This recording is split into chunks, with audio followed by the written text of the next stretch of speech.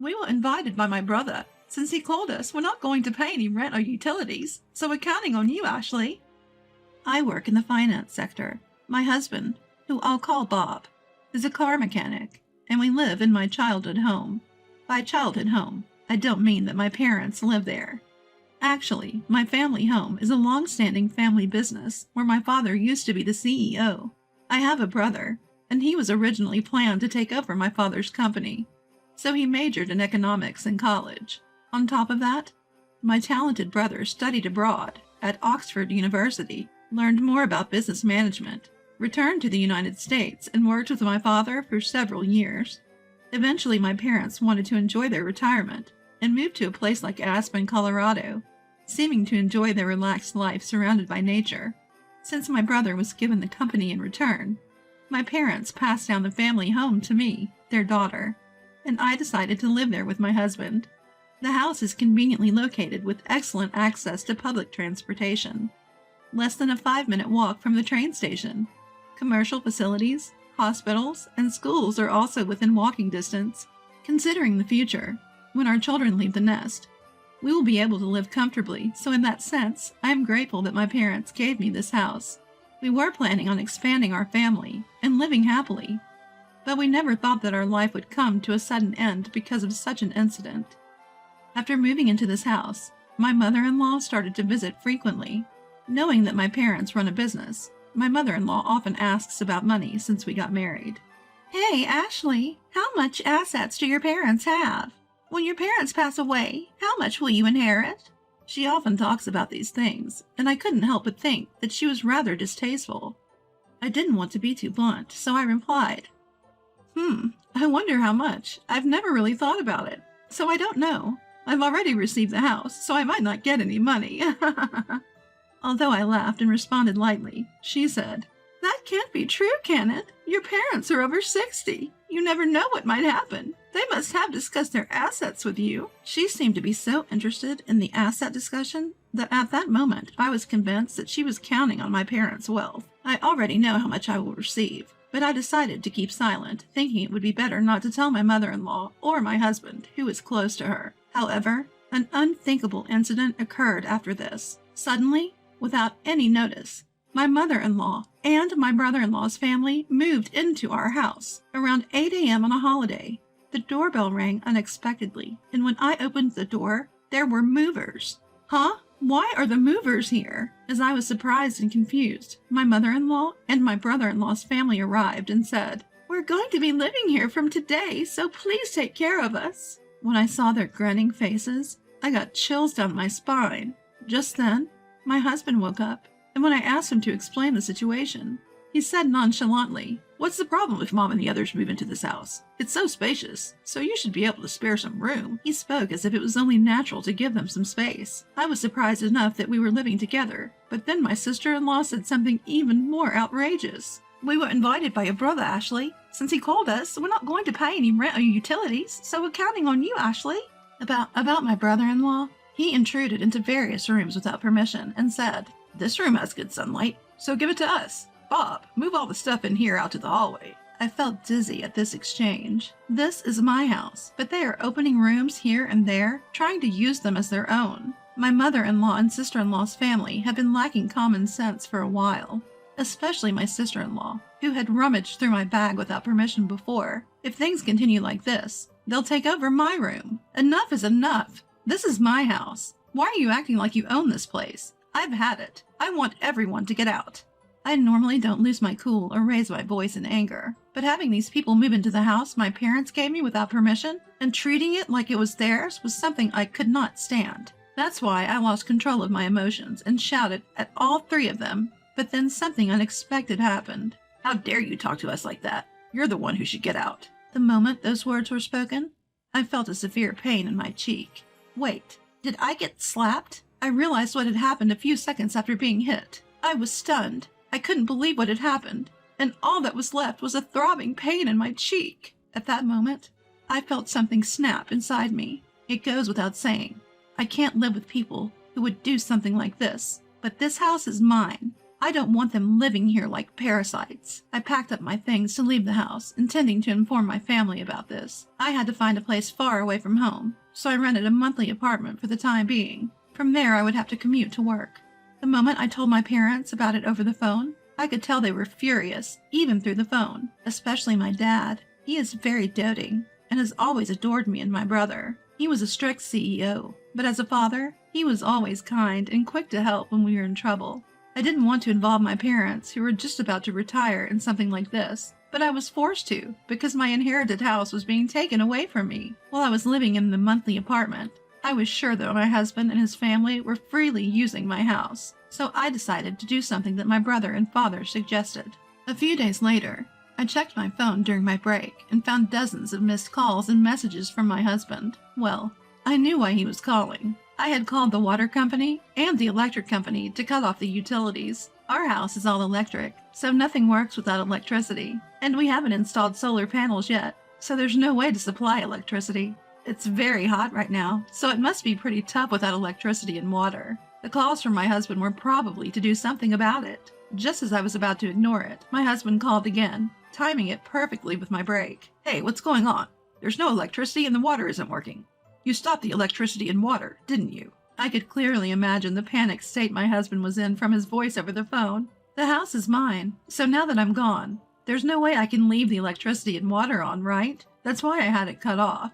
If I left the utilities on, I would have to pay the bills even though I'm not living there. I can't accept that, so naturally I had it cut off. At this, my husband was furious and demanded that I renew the contract immediately. Just because he says to renew it doesn't mean I'm going to say, "Okay, I understand." If they want to renew it, they should do it with their own money.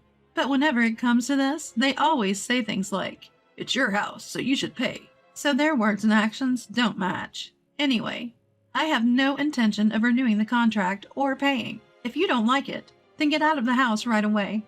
After saying only that, I hung up the phone because my break was ending.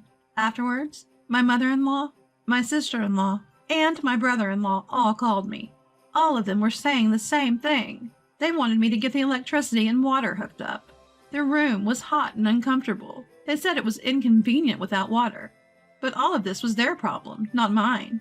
After listening to everything they said, I told them to handle it themselves and hung up the phone. I figured they were just greedy for money and thought they would give up and leave soon. However, even after a week passed, there was no sign of them leaving. So I decided to push them further. I consulted with my father's company's lawyer about the situation and asked him to send a notice to my husband. The content of the notice was about trespassing. They had barged into the house I owned without any consultation, drove me out of it, and were using it as their own. I explained to the four of them, who used this malicious tactic, that I was considering taking legal action. Hey, what's going on? Why did I get such a document from a lawyer? Was it necessary to go this far?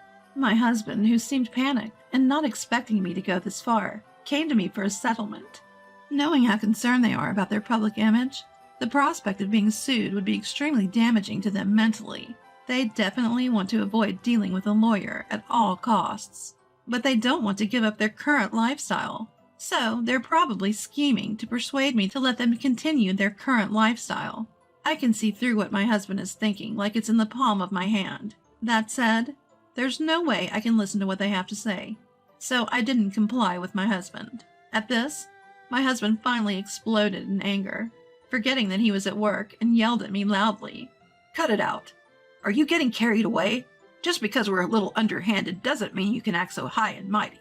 Go back to how things were right now and drop the lawyer." Even though he yelled in anger, it didn't affect me at all. On the contrary, I was annoyed by his phone call, thinking, "Who do you think you are, taking over someone else's house?" No matter what you say or shout at me, my feelings won't change. If you continue to squat there, I will take legal action. You better think hard before you act. Over the phone, my husband was still shrieking, but I ignored him and hung up the phone. This is a waste of time, and I've already talked to my lawyer about divorce. When I got home, I'd received calls from my mother-in-law and sister-in-law, but I knew they were just going to talk about settling the matter. I didn't want to waste any more time, so I blocked their numbers to prevent further calls. After that, my prideful husband's family couldn't bear the idea of being sued, so they packed their bags and vacated the house. Then, the lawyer intervened and the divorce negotiations proceeded smoothly. I also had a house cleaning service come in, and finally I was able to return to my sparkling clean house. Living apart from my husband's family and in a monthly rental was comfortable, but of course, living in my own home is the best. The house is pretty worn down in some places, so I need to consider renovating soon. I consulted with my father, and he introduced me to a good contractor, so I started consulting about the renovation. Living alone is really comfortable. I'm not bound by anyone. I can lie around on the sofa without getting scolded. I can eat whatever I want without anyone saying anything. And while I was enjoying my current life, I received a contact from my ex-husband for the first time in 3 months. At first, I didn't answer the phone because I didn't recognize the number. But when the call kept coming from the same number, I thought it might be from a contractor, so I reluctantly answered the phone. However, as soon as I recognized the voice, my mood was completely ruined. It was from my ex-husband, whom I had divorced 3 months ago. I had already divorced him with the intervention of a lawyer. We even made a promise never to approach each other again, so what on earth does he want now? And changing his phone number just to call me is strange, no matter how you look at it. We promised, through our lawyer, not to see or contact each other again. There's nothing left for us to talk about, so please don't contact me anymore. Right as I was about to hang up the phone, "Hold on a minute, please. I just need you to listen. Just for a little while. I'm begging you." With that, he started yapping without any permission from me. Apparently, my ex-husband's company is facing serious financial crisis, and it's decided that his salary will be reduced. My mother-in-law's health is not good, and she is unable to work. My sister-in-law and her husband can't contribute to the living expenses since he isn't working a steady job. My sister-in-law is working multiple part-time jobs, but most of her paycheck is being used to pay off the debt that my brother-in-law made. The situation was desperate as my ex-husband was trying hard to make ends meet, but with his salary getting cut, it will become increasingly difficult to survive. Well, hearing all that, I couldn't think of anything but, "Okay, is that so? Because they intruded into my house without my permission, did whatever they pleased, and then tried to kick me out? It's simply unbelievable. I feel nothing for the people who did such a thing, and I have no sympathy for them. Even if you tell me these things, it doesn't solve anything. It's your family. You should deal with it yourself. There's nothing I can do about it. There's nothing I can do." At my words, my ex-husband started to panic even more. "Don't say things like that. We're in serious trouble. We won't even be able to pay the rent for the apartment, and we'll be struggling for food tomorrow. Hey, we used to be a family, right? Please help us." He pleaded in a voice close to crying, but I was not convinced. When I was in trouble, he did nothing to help, and he looked down on me along with my mother-in-law.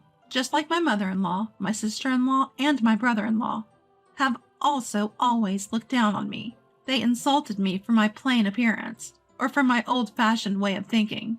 They told me not to come around because they said I was so stiff and outdated that it was rubbing off on them, and they didn't care how hurt I was. As for my mother-in-law, she not only made things worse, but she also pushed me to have a baby as soon as possible, forced strange herbal medicines on me, made unnecessary doctor's appointments, and told all the neighbors that I was a barren wife. Looking back, there wasn't a single good thing about my marriage. My ex-husband, who used to be so kind before we got married, started to become my mother-in-law's puppet after the wedding. The first day my mother-in-law stormed into our house, I was out because I had an appointment. Apparently, my mother-in-law was upset by this and cried to my husband, "I wanted to see Ashley, but she wasn't there. I want to be friends with Ashley. I'm sad." After hearing his mother cry, my ex-husband yelled at me without listening to my side of the story. She said that she wanted to get along, but all she ever did when we met was badmouth me. "My son seems to have lost weight recently. Is it because your cooking is so bad that he can't eat properly?"